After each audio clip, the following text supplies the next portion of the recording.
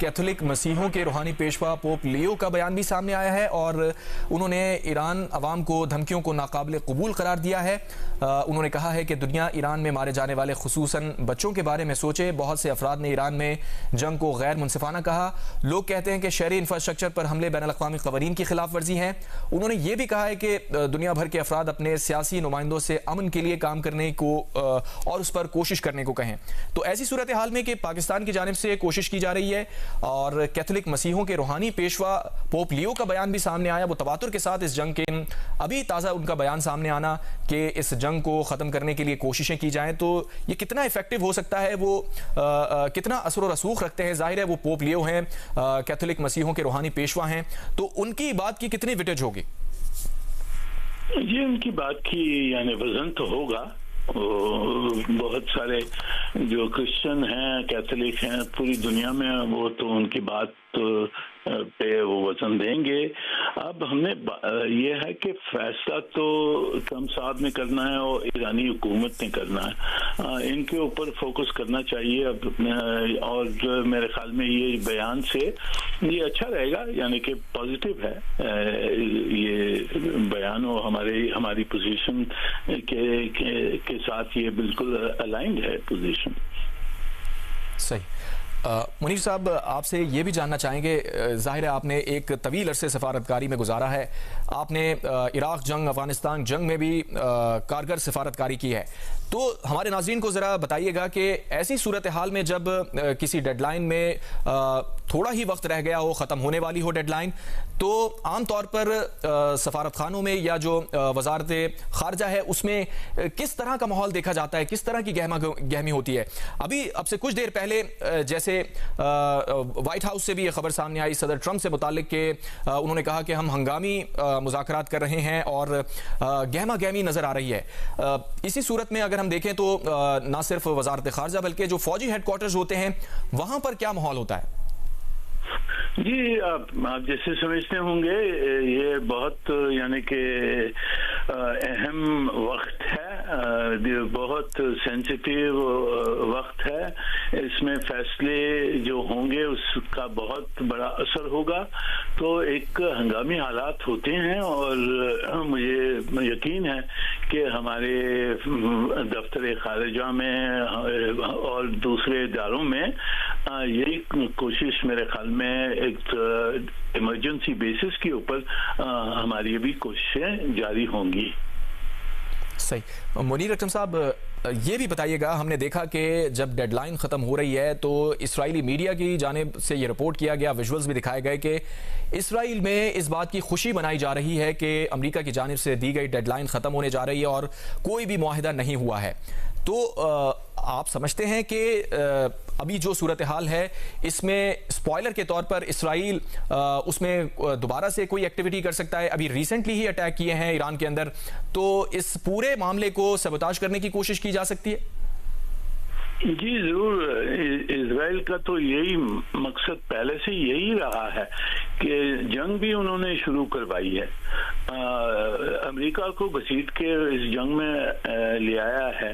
और अब उनकी कोशिश यही होती कि जब भी कोई मुज़ाकरात की तरफ रुख जाता है, कोई इम्कान होता है कि अमन हो जाएगा, तो उन्होंने फिर वो कोई न कोई शोशा शुरू कर देते हैं। जैसे इन्होंने कल जो हमले किए हैं ईरान के ऊपर, सिविलियन फैसिलिटीज के ऊपर, उनके न्यूक्लियर प्लांट के ऊपर, ये सब शोशा है इसको भड़काने के लिए, इसको उजलाने के लिए। तो इजराइल की कोशिश तो जारी रहेगी इस जंग को जारी रखने के लिए, क्योंकि जिस दिन ये जंग खत्म होगी वहाँ उनके प्राइम मिनिस्टर साहब के खिलाफ लीगल केसेस हैं और वो इलेक्शन अगर होगा वहाँ तो वो इलेक्शन भी हार सकते हैं।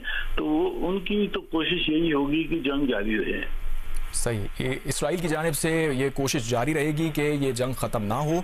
साथ ही साथ अगर हम देखें अमरीकी मीडिया और सोशल मीडिया की बात करें तो वहाँ पर एक आम राय ये पाई जा रही है बहुत अरसे से जब ये जंग शुरू हुई है कि जिस तरह आपने भी जिक्र किया कि ये जंग शुरू ही इस्राइल ने करवाई है। और ख़ास तौर पर अगर हम यूएस इंटेलिजेंस कम्युनिटी की रिपोर्ट्स को देखें तो कहीं पे उसमें जिक्र नहीं था कि ईरान की जानिब से इमिनेंट थ्रेट था। और ख़ास तौर पर नायब सदर जेडी वेंस भी इस जंग की मुखालफत करते आए हैं। साथ ही हमने देखा कि नेशनल काउंटर टेररिज्म के जो डायरेक्टर हैं जो कैंट, उन्होंने भी इन्हीं वजूहात की बिना पर इस्तीफा दिया। तो एक तरफ तो हम देख रहे हैं कि यूएस एडमिनिस्ट्रेशन और जो उनकी ब्यूरोक्रेसी है वो इस जंग की मुखालफत कर रही थी शुक्र से। अब हम देख रहे हैं कि एक तजवीज़ सामने आई वज़ीर आज़म शहबाज शरीफ की जानिब से, तो ट्रंप के लिए ये कितना अच्छा वे आउट है, एग्जिट है? जी, ये तो यानी कि अगर ट्रंप साहब को कोई भी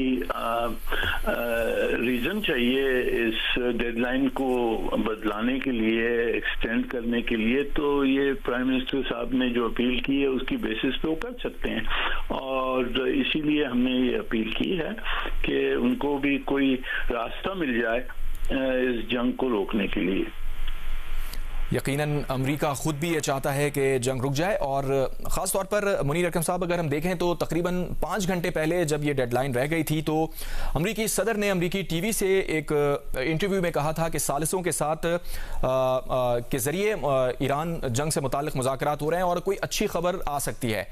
तो ये एंटिसिपेट किया जा रहा है कि ट्रंप साहब खुद भी पहले से ही ये चाहते हैं कि ये डेडलाइन ख़त्म होने से पहले कोई वे आउट निकल आए और कोई ऐसी सिचुएशन दोनों ममालिक को, यानी अमेरिका और ईरान को मिल जाए कि पब्लिक कंजम्पशन के लिए भी कुछ दोनों तरफ दिया जाए और सूरत हाल भी कंट्रोल में आ जाए। सही, आप सही कह रहे हैं, वो भी रास्ता ढूंढ रहे हैं मेरे ख्याल में। और हमने जो अपील की है वो एक रास्ता हमने दिखाया है।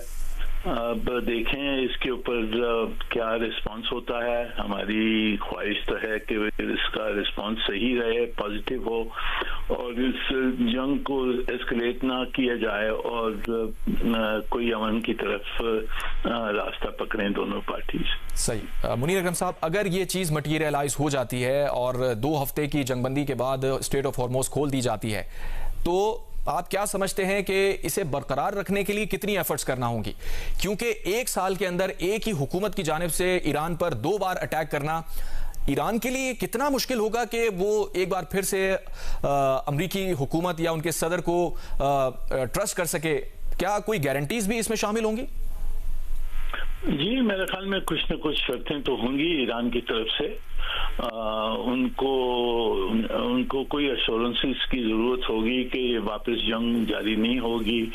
उनको एश्योरेंसेस की ज़रूरत होगी कि उनका जो पैसा फंसा हुआ है, उनका तेल का जो फ़रोख है, उससे रुकावट नहीं होगी। तो उनकी भी कुछ शर्तें होंगी जिसकी बेसिस के ऊपर वो जंग बंदी मान सकेंगे। सही।